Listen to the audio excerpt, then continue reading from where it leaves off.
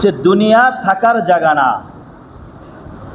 দুনিয়াতে যদি থাকার জায়গা হইতো, আমাদের পূর্বপুরুষ আব্বা আম্মা দাদা দাদি নানা নানি তারা কিন্তু আমাদের মাঝে নাই, অনেকেই চলে গেছেন।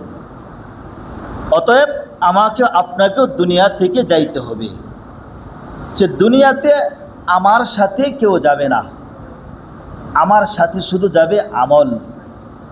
আল্লাহ রব্বুল আলামিন সূরাতুত তাকাসুরে দুনিয়ার মানুষদেরকে বুঝাইতে চাচ্ছেন, মেসেজ দিচ্ছেন, বার্তা দিচ্ছেন, হে দুনিয়ার মানুষ, যে তোমরা দুনিয়াতে যাওয়ার পরে আমি আল্লাহকে ভুলে গেলাম।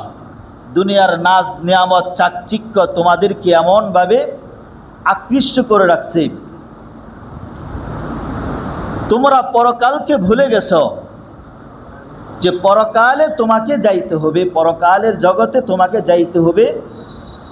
ওখানে কতদিন থাকতে হবে যার সূচনা আছে, যার শেষ নাই।